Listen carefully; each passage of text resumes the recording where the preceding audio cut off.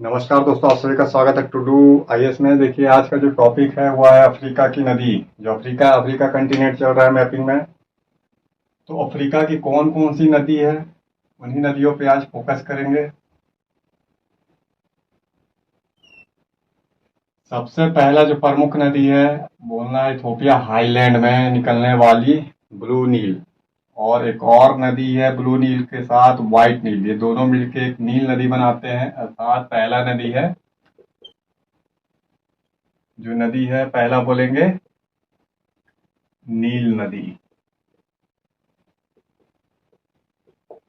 Africa की पहला सबसे बड़ी नदी और पूरा विश्व की सबसे बड़ी नदी है। कुछ जान लेते हैं फैक्ट। विश्व की सबसे बड़ी नदी,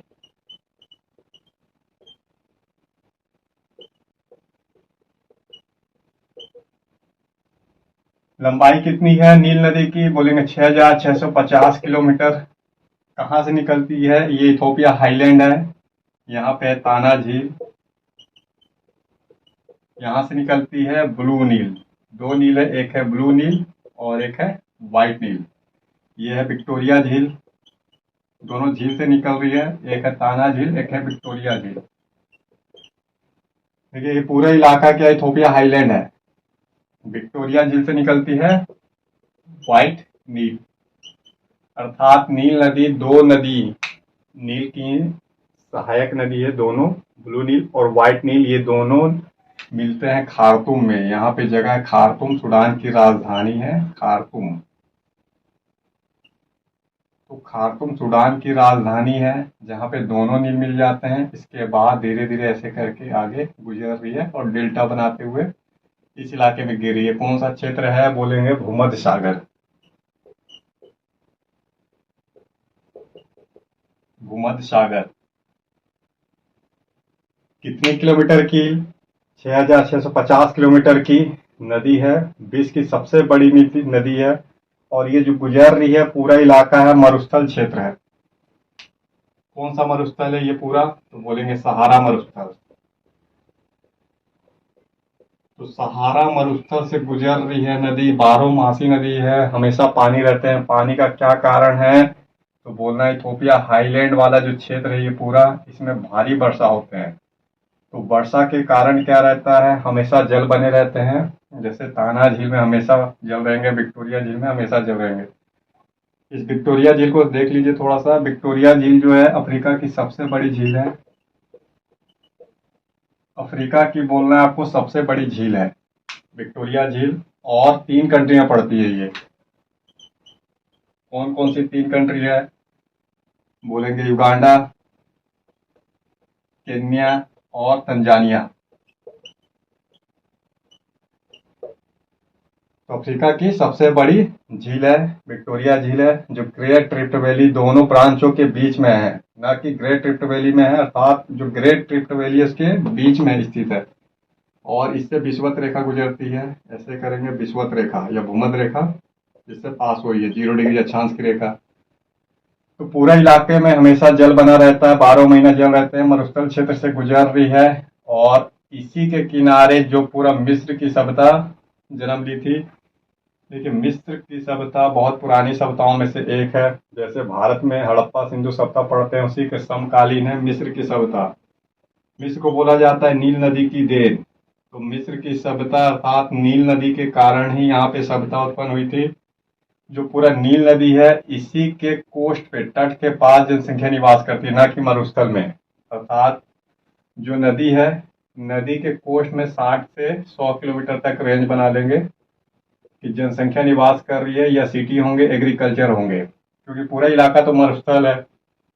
ये गया हुआ है लाल सागर तक मरुस्थल है। सिर्फ इस क्षेत्र को छोड़ दिया जाए अगर 100 किलोमीटर नदी वाला रेंज में, तो एग्रीकल्चर होते हैं, सिटी भी है। यहाँ पे आपको भूमध्य सागर के पास एक सिटी दिखाई देगी, अलेक्जेंड्रिया। अलेक्जेंडर के नाम पे है अलेक्जेंड्रिया सिटी। और काहिरा राजधानी है मिस्र की। तो कौन कौन से कंट्री से गुजर रही है एक बार वो भी देख लेते हैं। नील नदी, नील नदी जो है, एक तो ब्लू नील है, व्हाइट नील है। रिजल्ट ये है कि अलग अलग देश निकलते हैं। युगांडा, यहाँ देखेंगे युगांडा से है। फिर इसी का एक पोर्शन है तंजानिया, केन्या, फिर इथोपिया हो गया, इधर दोनों सूडान है, साउथ सूडान भी है और सूडान, ओनली एक सूडान है, सूडान की राजधानी खार्तूम, एक साउथ सूडान मिलेगा, जुम्बा राजधानी है, आगे मिस्र से गुजरता है। क्योंकि नील नदी है और मरुस्थल क्षेत्र से गुजर रही है, तो नील नदी को लेकर हमेशा विवाद बने रहते हैं कि अगर नीचे वाला कंट्री कोई इस पे बांध बना ले तो पूरा मिस्र जो है मरुस्थल क्षेत्र में बदल जाएगा, क्योंकि उसको जल नहीं मिलेगा। जल का कारण क्या है? नील नदी है। अगर बांध बन जाए, मान लेते हैं ब्लू नील पे बना लिया बांध, तो इसके बाद जल कहाँ से मिलेगा? बांध के बन जाने से सारा जल जो रहेगा वह रुक जाएगा, इसका जो फ्लो नॉर्थ की ओर हो रहा है वो रुक जाएगा, रिजल्ट है पूरा इलाका फिर से मरुस्थल क्षेत्र में बदल जाएंगे। तो ये हॉट स्पॉट है, वाटर का विवाद है। इस पे एक बांध है, बोलेंगे आसवान बांध है मिस्र में, इसको नोट कर लीजिएगा।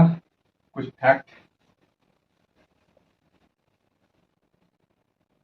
बोलना है, आसवान बांध है मिस्र में। और जब बांध बना है मिस्र में, आसमान देखेंगे, बांध दिखेगा आपको मैप में। इसके साथ ही जो आसवान बांध है, नासिर झील का निर्माण हुआ है। ये आसवान बांध है, इसके बनने से जब भी बांध बनती है तो एक आर्टिफिशियल झील का निर्माण हो जाता है, तो नासिर झील का निर्माण हुआ है जिसपे जल विद्युत का उत्पादन होता है। जो इथोपिया है, इथोपिया ने एक प्रोजेक्ट स्टार्ट किया था जल विद्युत के लिए। क्या बोलेंगे? इथोपिया ने जल विद्युत के लिए प्रोजेक्ट स्थापित किया था, उसका नाम था ग्रेट इथोपियन, इंग्लिश में देख लीजिए, इथोपियन रिनेसेंस बांध, अर्थात रेनेसा बांध बोलिए। जो था, इथोपिया एक बांध बना रहा था ब्लू नील पे। इथोपिया का कहना था कि इसकी क्षमता अधिक है, हम यहाँ बांध बनाएंगे और इलेक्ट्रिसिटी अपने पड़ोसी राष्ट्रों को भी देंगे, जैसे इरिट्रिया को देंगे, सोमालिया को, केन्या को देंगे। साथ साथ हमारी 40% जनसंख्या को भी जल विद्युत मिल जाएगा।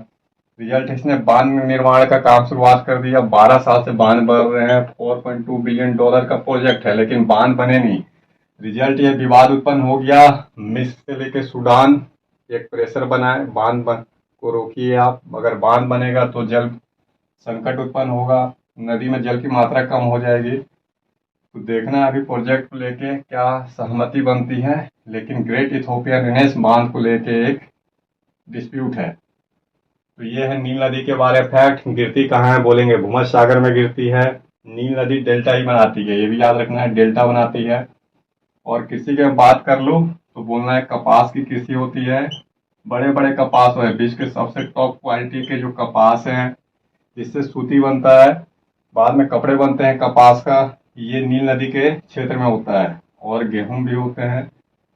नील नदी डेल्टा ही बनाती है, एक शब्द है डेल्टा। जब नदी जल में गिरे तो ब्रांचों में नदी जैसे बढ़ जाती है, ऐसे करके, यही है डेल्टा।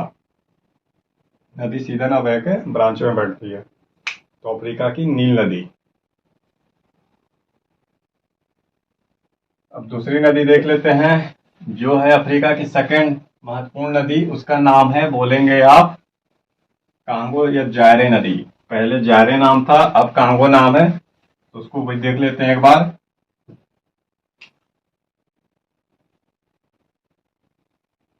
बहुत साधारण मैप है अफ्रीका कंटिनेंट का। यहाँ पे मिलेगा आपको कांगो, ये पूरा बेसिन है, कांगो बेसिन। कांगो दो तरीके का, Republic Congo, democratic Congo. Congo, तो कांगो बेसिन, बेसिन मतलब एक समतल क्षेत्र है, नदी का नाम है कांगो। अफ्रीका की दूसरी बड़ी नदी है, लेकिन सबसे बड़ा नदी सिस्टम अगर बोलता है, सबसे बड़ा नदी तंत्र है, नील नदी से भी बड़ा नदी तंत्र। अर्थात जब एक नदी में बहुत सारी नदी मिलती है तो आपस में मिलके नदी तंत्र बनाते हैं। जैसे गंगा में देखेंगे आप, बहुत सारी नदियां आके मिलती है, गंगा की सहायक नदी, तो विश्व का सेकंड नंबर बोला जाता है, बड़ी नदी तंत्र है। सबसे बड़ा तो मिसिसिपी मिशोरी है। तो पूरा अफ्रीका कंटिनेंट का सबसे बड़ा नदी तंत्र है, ना कि नदी, दूसरी बड़ी नदी है अफ्रीका के, बोलना है दूसरी बड़ी नदी है।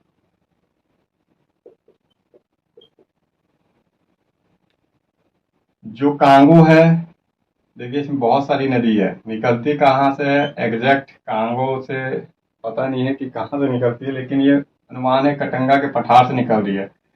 जो नदी है बोलेंगे लुआ लाबा। ये नदी पहले निकलती है, बाद में यही नदी कांगो नदी के नाम से जानी जाती है। बस आपको याद रखना है कांगो नदी, कभी कभी ये शब्द आता है जायरे, पहले नाम था कांगो नदी का जायरे नदी, या कभी कभी एक साथ भी नाम बोल देता है कांगो जायरे नदी, कांगो जायरे नदी या जायरे नदी। तो लुआ लाबा नदी आगे बढ़ के ये कांगो नदी के नाम से जानी जाती है। इसकी कुछ सहायक नदी है, कौन कौन सी सहायक नदी है तो बोलना है कुछ नदी में कसाई नदी, कसाई नदी, देखिए कसाई ये है। फिर बोलना है उबांगी नदी, कसाई नदी दक्षिण से मिल रही है ऐसे करके, और उबाई नदी उत्तर से मिल रही है।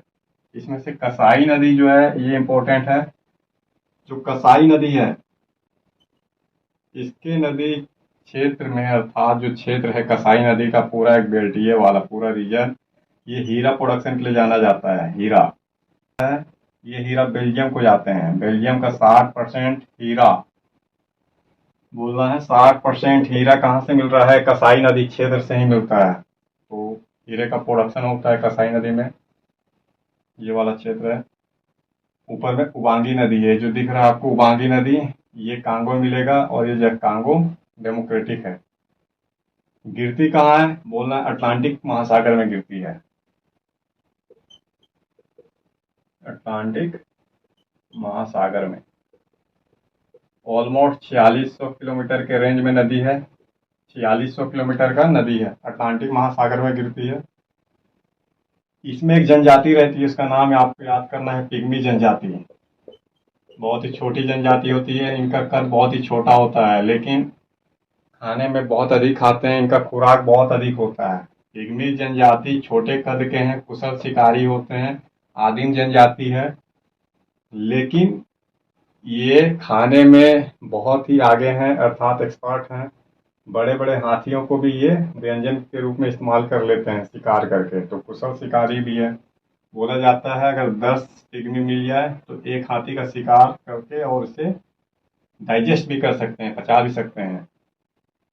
तो कांगो नदी तंत्र सबसे बड़ा नदी तंत्र है। इस पे 2 बांध है, एक है स्टेनले बांध, कभी कभी पूछ लेता है स्टेनले बांध किस पे है, स्टेनले बांध, और एक लिविंग स्टोन बांध भी है, जलप्रपात भी है। देखिए स्टेनले बांध, स्टेनले वाटरफॉल, जलप्रपात जब भी आएगा तो बोलना है कांगो नदी पे है। लिविंग स्टोन जलप्रपात तो कांगो नदी पे है।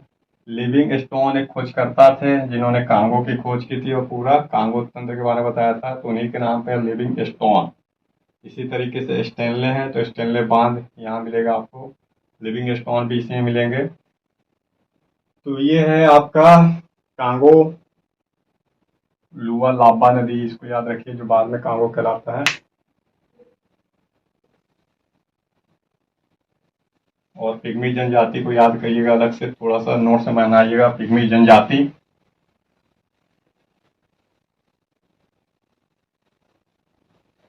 अफ्रीका की तीसरी बड़ी नदी देखिए, वो है आपका नाइजर नदी।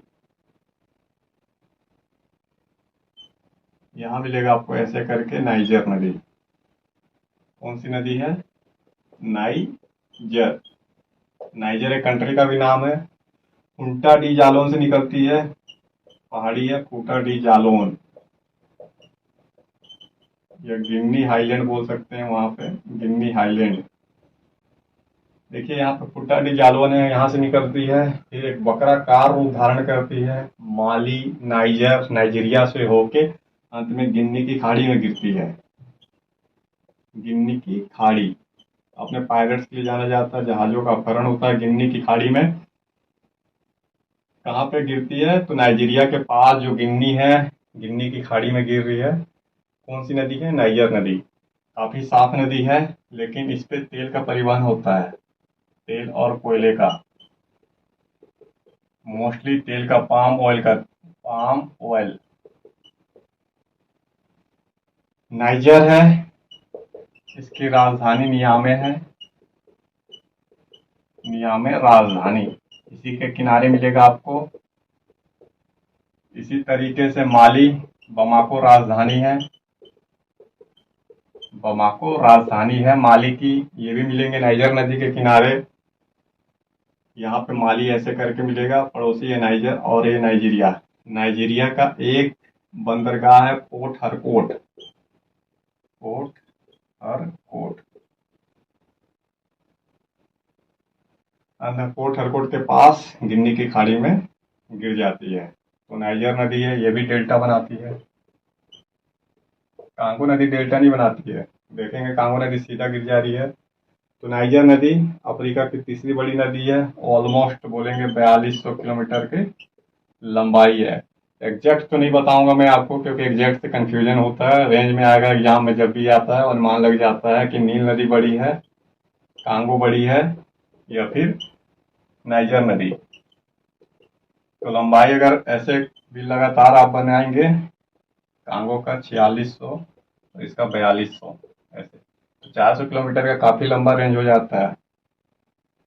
ठीक है, आपको पता करना है 4200 किलोमीटर के रेंज में है। तेल का ट्रांसपोर्टेशन होता है, इसलिए इसे ऑयल रिवर भी कहते हैं। कभी कभी एक शब्द आता है ऑयल रिवर, इसे बोला जाता है यही नाइजर नदी को। किस लिए? क्योंकि पाम ऑयल का ट्रांसपोर्ट करती है। देखिए पूरा इलाका पाम ऑयल के लिए जाना जाता है। गिन्नी के तट के पास जितने भी हैं देश, घाना, बेनिन, नाइजीरिया, नाइजर, ये सब में क्या हो रहा है तो बोलेंगे पाम ऑयल होता है।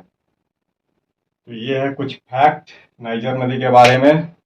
चौथी बड़ी नदी, उसका नाम है जिम्बेंजी नदी बोलेंगे, जो जाम्बिया है। ये चौथी बड़ी नदी जाम्बिया से निकलती है।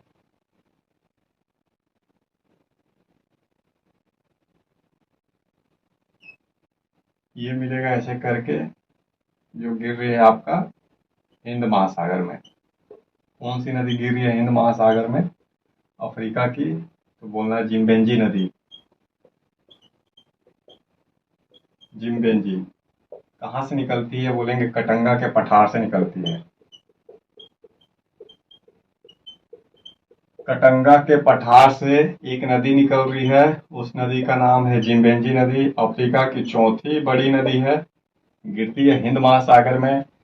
किस किस देश से होकर गुजर रही है? बोलेंगे जाम्बिया। जाम्बिया अपने तांबा उत्पादन के लिए वर्ल्ड फेमस है। जाम्बिया की पेटी जब भी पूछता है किससे फेमस है, बोलना है तांबे के लिए। जाम्बिया, जिम्बाब्वे, जिम्बाब्वे है। क्रिकेट की भी टीम है जिम्बाब्वे और मोजाम्बिक। तो 3 राष्ट्रों से होके अंत में हिंद महासागर में चली जाती है। जाम्बिया है, इसे बोला जाता था उत्तरी रेड एशिया। इसे बोला जाता है जिम्बाब्वे को दक्षिण रेड एशिया प्राचीन काल में। अर्थात नया नाम अभी जिम्बाब्वे है और जाम्बिया, लेकिन एक शब्द आ रहा है उत्तरी रेड एशिया, और इसके लिए दक्षिण रेड एशिया। कभी पूछता रेड एशिया का मतलब क्या है, तो जिम्बाब्वे और जाम्बिया।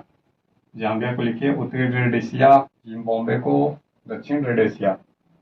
और जिम्बेंजी नदी है, जिम्बेंजी नदी पे मिलेगा आपको करीबा बांध, करीबा बांध।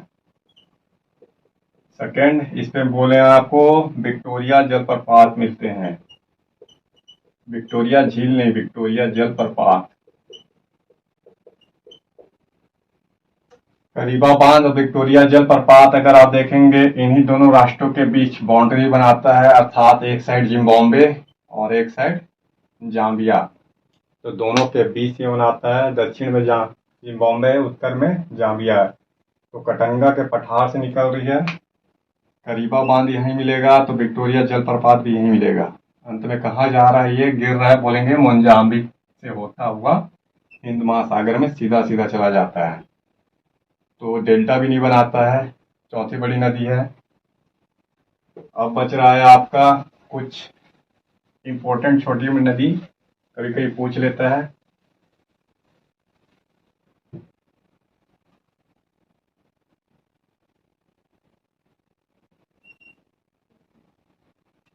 एक नदी है, बोलेंगे ऑरेंज नदी, डेक्कन पर्वत से निकलता है। ऑरेंज, ऑरेंज नदी, जो संतरा खा रहे हैं, ऑरेंज नदी। साउथ अफ्रीका, बोलेंगे दक्षिण अफ्रीका। दक्षिण अफ्रीका में जो डेक्कन पर्वत है, डेक्कन पर्वत, तो ड्रेकेंसबर्ग पर्वत से निकल रहा है, गिर रहा है अटलांटिक महासागर में। कौन सी नदी गिर रही है अटलांटिक महासागर में? बोलेंगे ऑरेंज नदी। दो राष्ट्रों के बीच सीमा बनाती है, एक साइड दक्षिण अफ्रीका है तो दूसरे साइड आपको बोलना है नामीबिया। इन दोनों के बीच एक सीमा बनाती है ऑरेंज नदी। अफ्रीका के ड्रेकेंसबर्ग पर्वत से ही एक नदी निकल रही है ऐसे करके, लिम्पोपो नदी। दूसरी नदी है लिम्पोपो, वक्राकार रूप में ऐसे करके लिम्पोपो। इसे मकर रेखा 2 बार काटती है। क्या लिखना है? मकर रेखा 2 बार काटती है। किस नदी को काटती है? मकर रेखा किस नदी को 2 बार काटती है? बोलना है लिम्पोपो नदी को। कहाँ गिर रही है लिम्पोपो नदी? हिंद महासागर में गिर रही है। कहाँ से निकल रही है? ड्रेकेंसबर्ग पर्वत से निकल रही है और हिंद महासागर में गिरती है। कांगो के बारे में जो छूट गया, देखिए फैक्ट लिख, जो छूट जाएगा उसको नोट करते चलिएगा और मैं अलग से बता दूंगा। कांगो को विषुवत रेखा 2 भागों में 2 बार काटती है। जो विषुवत रेखा है 0 डिग्री अक्षांश 2 बार काटती है। कहीं कोई कांगो भी चाप के आकार का ऐसे, तो विषुवत रेखा एक यहाँ काट रही है इस पॉइंट पे, एक इस पॉइंट पे काट रही है। तो कभी कभी बोलता है किस नदी को विषुवत रेखा 2 बार काटती है, तो आपको बोलना है कांगो नदी को 2 बार काटती है। अगर पूछे किस नदी को मकर रेखा 2 बार काटती है, तो लिम्पोपो नदी को 2 बार काटती है। इसके साथ में एक यहाँ देखेंगे आपको सोमालिया दिखेगा। यहाँ पे 2 नदी है सोमालिया में, इसको नोट कर लीजिएगा आप लोग। सोमालिया जो हॉर्न ऑफ अफ्रीका में स्थित है, वहाँ पे भी 2 नदी मिलेगी ऐसे करके, जो निकल रहा है हॉर्न ऑफ अफ्रीका। तो ये पूरा है सोमालिया पेनिसुएला है ऐसे करके, सोमालिया पेनिसुएला। एक नदी मिलेगी सिबली नदी, सिबली नदी, और एक नदी आपका ये मिलेगा जुब्बा नदी। दोनों निकलते हैं इथोपिया हाईलैंड से। बोलेंगे जो इथोपिया है, ऊंच भूमि अर्थात हाईलैंड, इथोपिया हाईलैंड या ऊंच भूमि, वहां से 2 नदी निकल रही है। एक है सिबली नदी, एक है जुब्बा नदी। दोनों कहाँ से बह रही है? बोलना है सोमालिया से बह रही है, सोमालिया। और कहाँ गिर रही है? बोलेंगे ये पूरा हिंद महासागर है, तो हिंद महासागर में गिरती है, सीधा गिर रही है हिंद महासागर में। तो पूरे इथोपिया हाईलैंड में 12 महीना जल उपलब्ध रहता है, क्योंकि विषुवत रेखा क्षेत्र में पड़ रहा है। रिजल्ट है कि जल की मात्रा हमेशा बनी रहती है। बाकी जो आपको दिख रहा अफ्रीका कंटिनेंट, इस अफ्रीका कंटिनेंट में झील मिलेंगे। जो ग्रेट रिफ्ट वैली में बहुत सारे झील है, उसका मैं पहले से आपको बता चुका हूँ। तो जल की कमी नहीं है। पूरा जो अफ्रीका कंटिनेंट है, यहाँ पे मैप में देख लीजिए छोटा सा, जल के बारे में क्या है कुछ फैक्ट। जो अफ्रीका कंटिनेंट है,